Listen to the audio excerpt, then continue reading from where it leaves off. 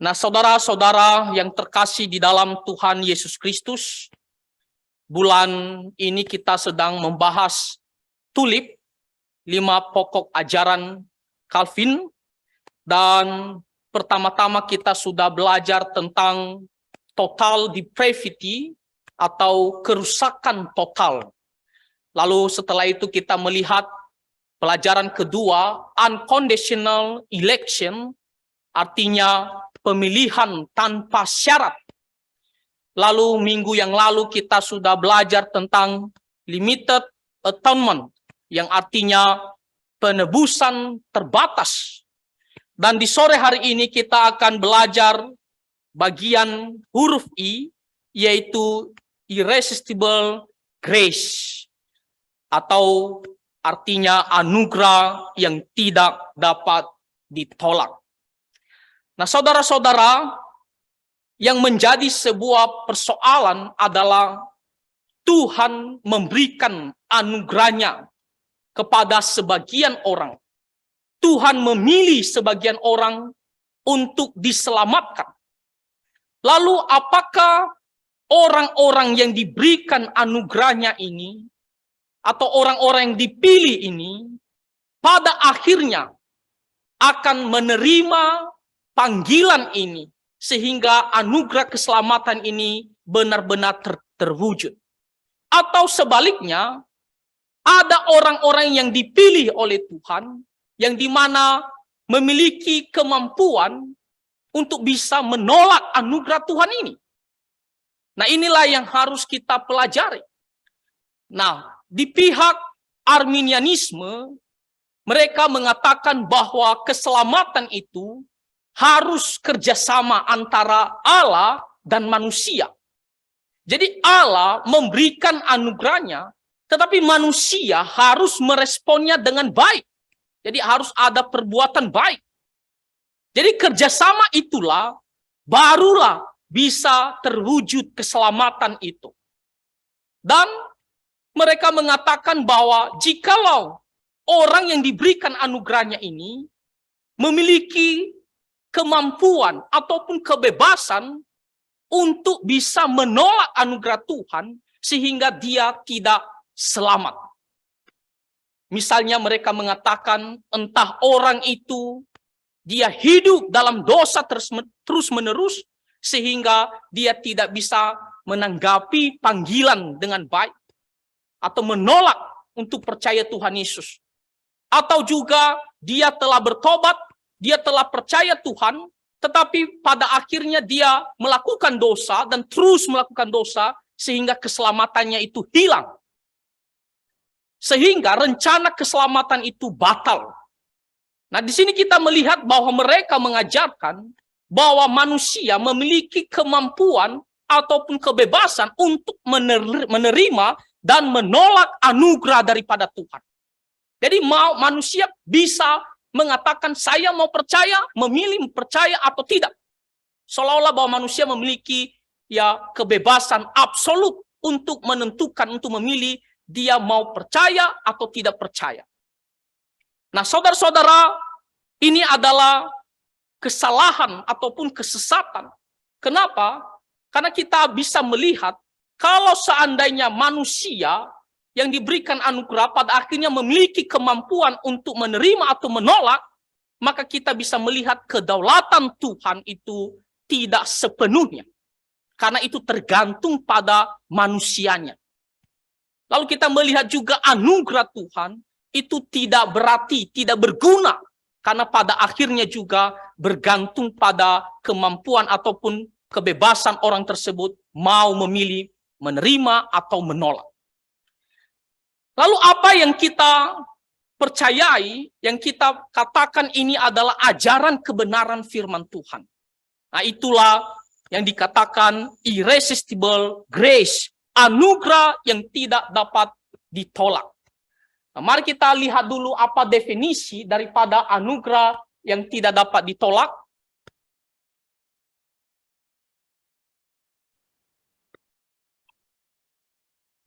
Ya, kita melihat artinya orang-orang berdosa yang telah dipilih Tuhan tidak akan menolak untuk percaya Tuhan Yesus yang membuat rencana keselamatan menjadi gagal. Tetapi sebaliknya, Allah memampukan orang berdosa yang Dia pilih dan yang ditebus oleh Kristus untuk meresponi panggilan Injil melalui pekerjaan Roh Kudus, sehingga rencana pilihan tersebut secara pasti akan direalisasikan. Maksudnya begini, saudara-saudara. Tuhan telah memutuskan untuk memilih sebagian orang sebelum dunia diciptakan untuk menerima anugerah keselamatan. Lalu orang-orang yang sudah ditentukan ini untuk diselamatkan, ketika nantinya mereka lahir, mereka hidup, pada akhirnya mereka akan dengan sendirinya, dengan kemauannya sendiri, akan merespon panggilan keselamatan ini sehingga mereka bisa benar-benar percaya dan diselamatkan. Mereka tidak akan bisa mengatakan, oh saya tidak mau percaya kepada Tuhan Yesus dan pada akhirnya mereka binasa. Tidak bisa. Tetapi mereka pada akhirnya akan merespon panggilan keselamatan ini, datang kepada Tuhan Yesus dan diselamatkan. Lalu bagaimana? Apakah ini berarti secara paksaan Tuhan memilih dan memaksa mereka pada akhirnya harus kamu respon panggilan Injil ini? Seolah-olah bahwa orang-orang ini ada kebebasan, sebenarnya saya tidak mau loh percaya Tuhan Yesus, tapi seolah-olah saya dipaksa. Bukan, tidak dipaksa. Tetapi dengan pekerjaan Roh Kudus akan menolong orang tersebut, menerangi dia, melahirbarukan dia, sehingga dengan sadar sendiri, dia akan sadar dirinya orang berdosa, dan dia akan mengenal tentang Tuhan Yesus, dan dia mau memutuskan untuk percaya kepada Tuhan Yesus Kristus. Jadi ketika dikatakan anugerah yang tidak dapat ditolak, bukan berarti Tuhan memberikan anugerahnya kepada orang ini, lalu pada akhirnya orang ini dipaksa, kamu harus merespon panggilan ini supaya kamu bisa selamat sesuai dengan rencana Tuhan. Bukan dengan paksa. Tapi Tuhan akan memakai dengan pekerjaan Roh Kudus, sehingga orang ini nantinya bukan dengan paksa, tapi dengan sadar, dengan kemauannya sendiri, mau merespon panggilan keselamatan dengan percaya kepada Tuhan Yesus. Sehingga rencana keselamatan yang telah ditentukan sejak awal tidak gagal. Semua akan direalisasikan, terwujud. Kita melihat menurut pengakuan iman Westminster,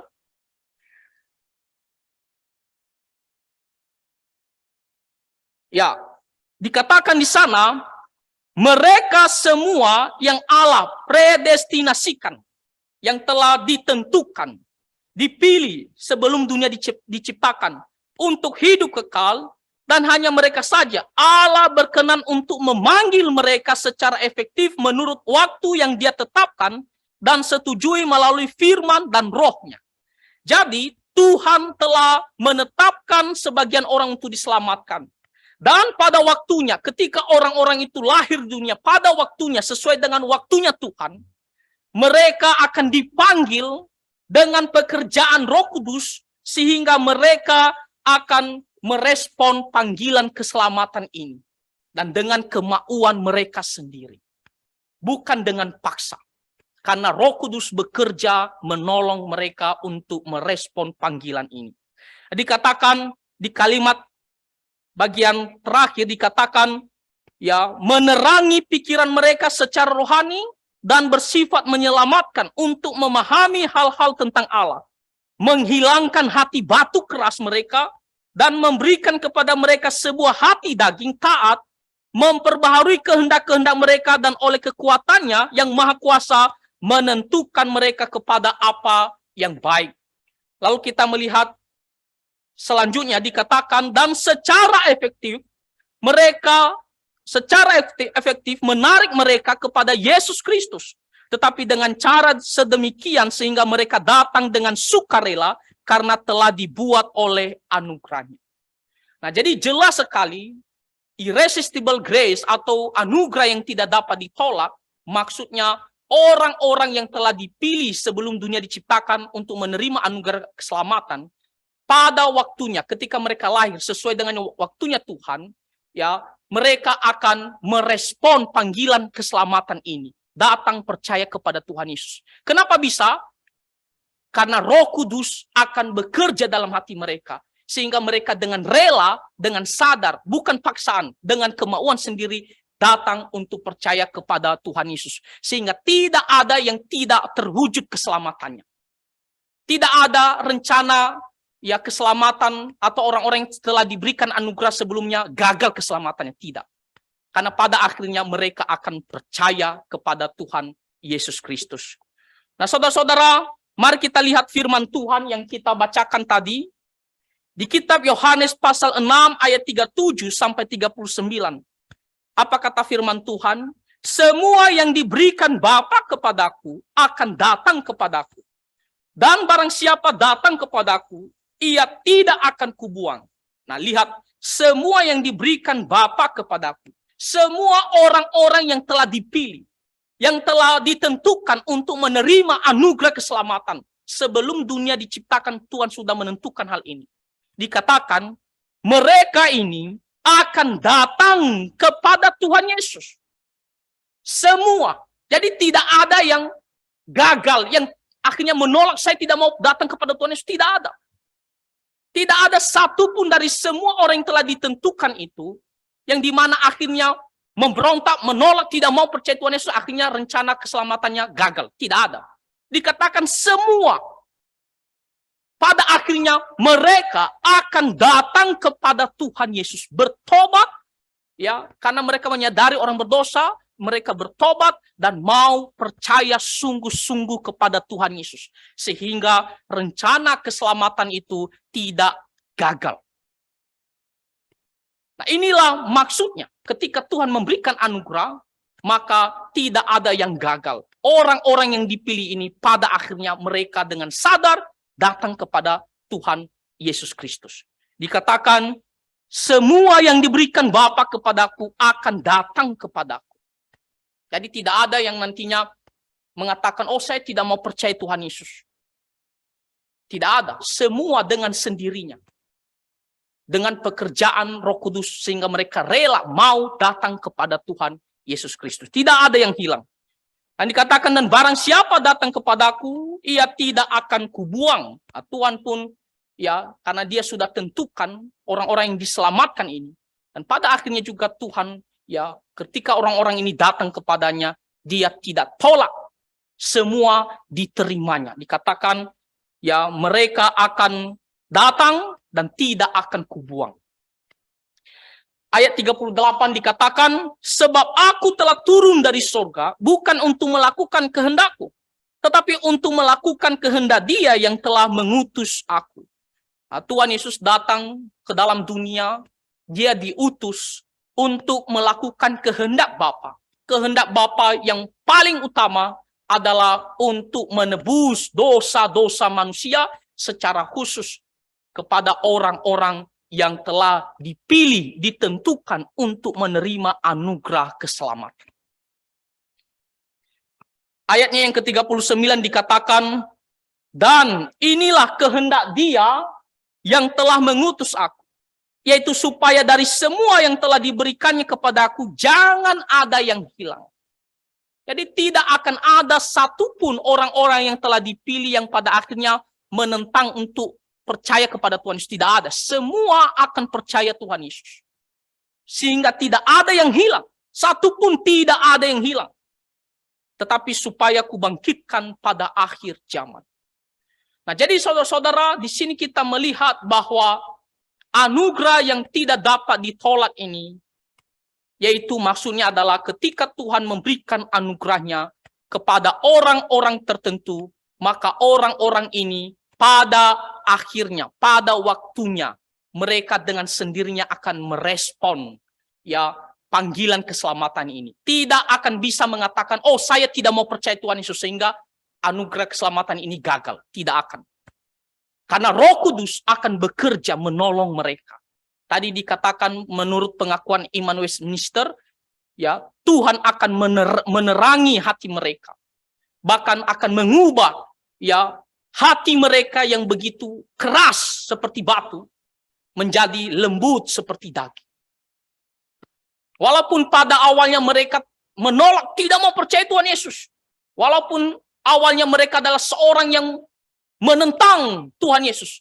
Tapi kalau dia sudah ditentukan untuk diselamatkan, pada waktunya, sesuai dengan Tuhan, waktunya Tuhan, Roh Kudus akan bekerja di hatinya, sehingga akhirnya dia bisa merespon panggilan keselamatan, datang percaya kepada Tuhan Yesus.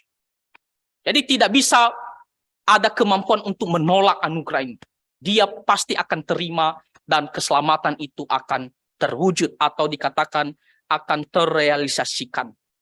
Nah, kita melihat Yohanes pasal 6 ayat 44 dikatakan, tidak ada seorang pun yang dapat datang kepadaku jikalau ia tidak ditarik oleh Bapa yang mengutus aku, dan ia akan kubangkitkan pada akhir zaman. Jadi orang-orang yang diberikan anugerah keselamatan ini dipilih, dikatakan Tuhan akan menarik mereka. Tuhan akan memanggil mereka datang kepada Tuhan Yesus Kristus. Sebaliknya, orang-orang yang tidak ditentukan untuk diselamatkan, mereka tidak akan ditarik untuk datang kepada Tuhan Yesus untuk bertobat sungguh-sungguh dan percaya Tuhan Yesus, tidak akan. Mereka bisa saja datang mengatakan, saya orang Kristen, saya percaya Tuhan Yesus, tapi pada akhirnya dia akan meninggalkan Tuhan Yesus. Sampai mati dia tidak akan percaya kepada Tuhan Yesus. Kenapa? Karena orang-orang ini bukanlah orang-orang yang telah ditentukan untuk menerima anugerah Tuhan. Bisa saja orang-orang dengan pura-pura datang ke gereja dan mengatakan, saya sungguh-sungguh mau percaya Tuhan Yesus. Tapi kita melihat pada akhirnya dia menyangkal imannya, meninggalkan Tuhan Yesus sampai akhir hidupnya. Kenapa? Karena orang-orang ini tidak ditentukan untuk menerima anugerah Tuhan.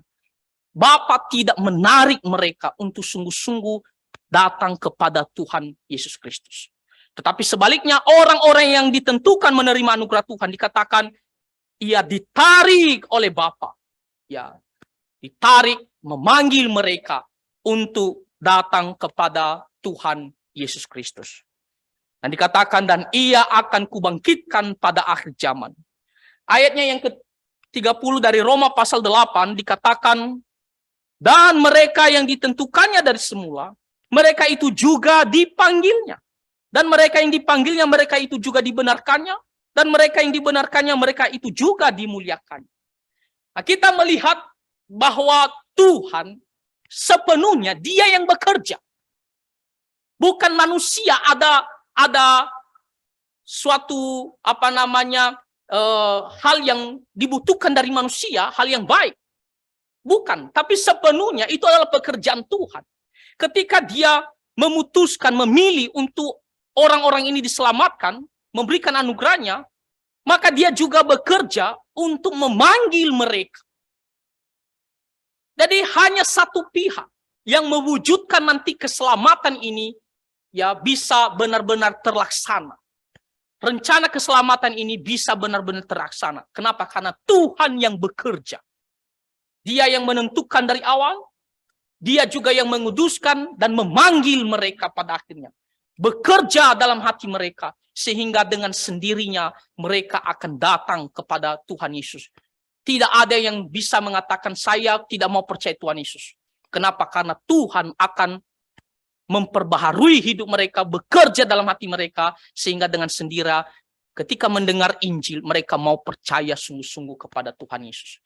Dikatakan dia yang menentukan, dia juga yang memanggil mereka. Ya. Jadi saudara-saudara, di sini kita melihat bahwa Tuhan semuanya yang bekerja untuk keselamatan ini. Tidak ada satupun dari kita manusia yang layak untuk keselamatan kita. Karena kita pun tidak mampu untuk datang kepada Tuhan. Kita tidak mampu untuk datang kepada Tuhan kalau hanya berdasarkan kekuatan kita. Kita orang berdosa. Ya, kita buta karena dosa. Tak bisa melihat Tuhan, tak bisa merespon panggilan Tuhan kalau hanya dengan diri kita sendiri. Tapi oleh karena itu Tuhan yang bekerja sehingga orang-orang yang telah ditentukan menerima anugerah ini dengan sendirinya datang untuk percaya kepada Tuhan Yesus Kristus. Kita melihat di 2 Tesalonika pasal 2 ayat 13 sampai 14. Akan tetapi kami harus selalu mengucap syukur kepada Allah karena kamu, saudara-saudara yang dikasihi Tuhan, sebab Allah dari mulanya telah memilih kamu untuk diselamatkan dalam roh yang menguduskan kamu dan dalam kebenaran yang kamu percayai. Jadi orang-orang yang dari mulanya ditentukan untuk diselamatkan, menerima anugerah keselamatan, Roh Kudus menguduskan mereka dan bekerja ya dalam hati mereka. Sehingga keselamatan itu pasti terwujud, tidak mungkin gagal. Pasti diterima ya panggilan Injil kepada orang-orang yang ditentukan ini. Tidak mungkin mereka mengatakan, saya tidak mau percaya Tuhan Yesus sampai mati, lalu gagal rencana tadi. Tidak. Karena Roh Kudus akan bekerja, menguduskan dan menolong mereka, memperbaharui mereka, sehingga pada akhirnya datang kepada Tuhan Yesus Kristus. Di ayatnya yang ke-14 dikatakan, untuk itulah Ia telah memanggil kamu oleh Injil yang kami beritakan, sehingga kamu boleh memperoleh kemuliaan Yesus Kristus, Tuhan kita. Nah, Injil yang diberitakan tentang Tuhan Yesus adalah Allah dan Juru Selamat satu-satunya. Pada akhirnya, orang-orang yang menerima anugerah ini, mereka akan merespon, mereka akan datang untuk percaya kepada Injil Tuhan Yesus Kristus. Nah, saudara-saudara, kita akan melihat satu contoh, salah satu tokoh di dalam Alkitab. Dan tentunya kita tidak usah jauh-jauh, kita ambil contoh Rasul Paulus. Ya, Rasul Paulus di kitab 1 Timotius pasal pertama ayatnya yang ke-13. Dia mengatakan, aku yang tadinya seorang penghujat nama Tuhan Yesus, dan seorang penganiaya orang-orang Kristen, dan seorang yang ganas. Kita melihat bagaimana Rasul Paulus sebelumnya, ya dia pergi kemana-mana hanya untuk ya menindas orang-orang Kristen, menangkap orang-orang Kristen, untuk memenjarakan orang-orang Kristen. Itu berarti dia begitu benci terhadap Tuhan Yesus. Nah, kalau secara manusia, tidak mungkin Paulus ini bisa akhirnya datang kepada Tuhan Yesus, percaya Tuhan Yesus. Karena dia adalah seorang yang begitu benci kepada Tuhan Yesus sebelumnya. Maka dikatakan begitu ganas, seorang yang berdosa. Tetapi kenapa dia bisa pada akhirnya bertobat dan sungguh-sungguh percaya kepada Tuhan? Nah, saudara-saudara, kalau kita membaca Efesus pasal pertama ayat keempat, dikatakan kita telah ditentukan, dipilih sebelum dunia diciptakan. Itu berarti Rasul Paulus adalah salah satu yang telah ditentukan untuk diselamatkan, menerima anugerah. Tapi kita melihat kehidupannya awal-awal, dia begitu benci kepada Tuhan Yesus. Tapi kenapa bisa pada akhirnya dia merespon panggilan keselamatannya ini, datang percaya kepada Tuhan Yesus? Karena Tuhan bekerja. Kita melihat bagaimana Tuhan menampakkan diri kepadanya, dan Roh Kudus menolong dia untuk bisa tunduk dan datang sungguh-sungguh dengan kemauan sendiri percaya kepada Tuhan Yesus Kristus. Nah, inilah yang dimaksud anugerah yang tidak dapat ditolak. Bukan berarti dipaksa, bukan. Tetapi dengan pekerjaan Roh Kudus, dengan pekerjaan Tuhan, orang-orang ini akan diubahkan hatinya, dilahirbarukan, sehingga dengan sendirinya, dengan kemauannya, dengan kesadarannya, dia memutuskan untuk datang kepada Tuhan Yesus Kristus. Orang-orang yang telah ditentukan menerima anugerah tidak akan pernah mengatakan saya punya kemampuan atau kebebasan untuk memilih atau menerima. Tidak bisa. Tidak ada yang bisa mengatakan saya mau menolak anugerah keselamatan ini, saya tidak mau percaya Tuhan Yesus, lalu akhirnya binasa. Tidak. Semua pada akhirnya akan merespon anugerah keselamatan itu, yaitu dengan percaya kepada Tuhan Yesus Kristus. Tidak ada kebebasan absolut daripada manusia, kehendak bebas dari manusia untuk menolak anugerah keselamatan daripada Tuhan. Tapi pada akhirnya mereka mau percaya kepada Tuhan Yesus. Kita melihat contoh tadi seperti Rasul Paulus. Secara manusia dia tidak mungkin mau percaya kepada Tuhan Yesus. Oh, dia begitu taat terhadap agama Yudaisme. Dia begitu membenci yang namanya kekristenan. Begitu menentang yang namanya Tuhan Yesus.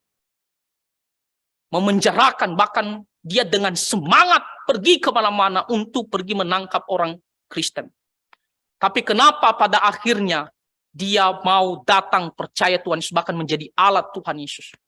Karena dia telah menerima anugerah keselamatan ini. Dia telah ditentukan, dipilih sebelumnya untuk diselamatkan.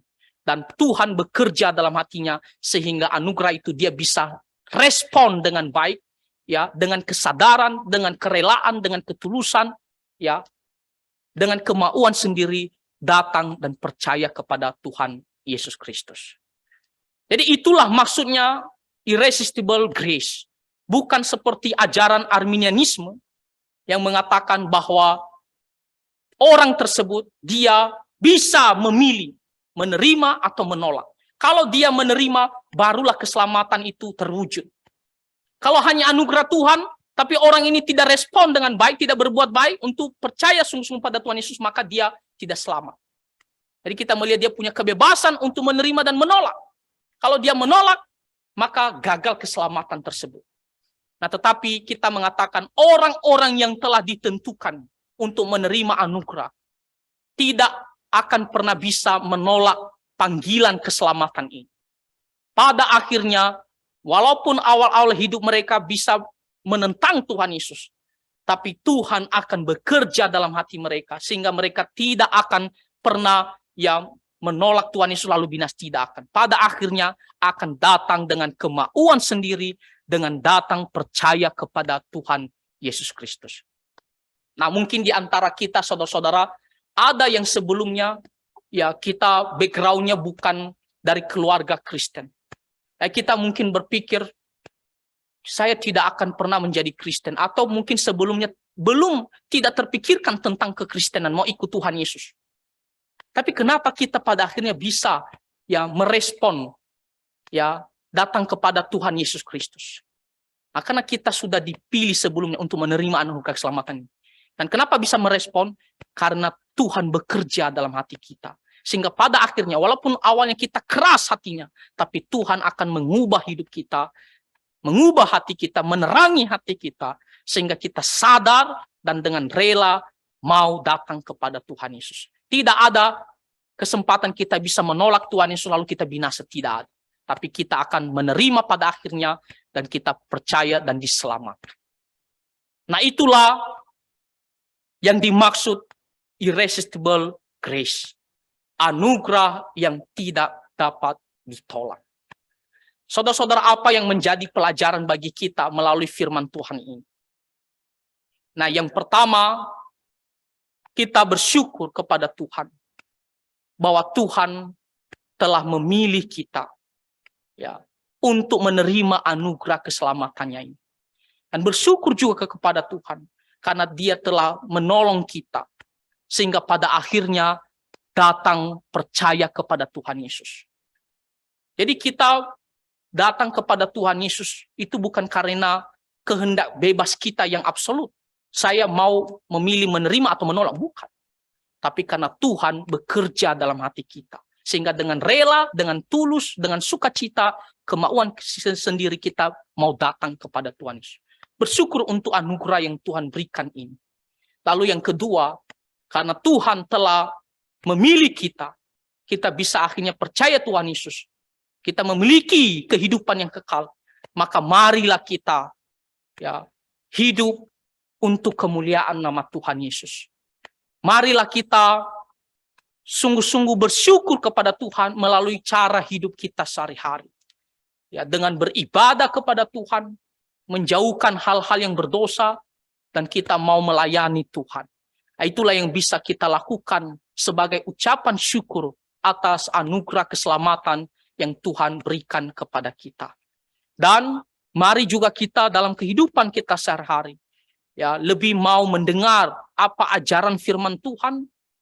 Kita mau mendengarkan, ya, pimpinan Roh Kudus, bukan pimpinan keinginan kita, tapi dengan pimpinan Roh Kudus kita mau melakukan apa yang menjadi kehendak Tuhan.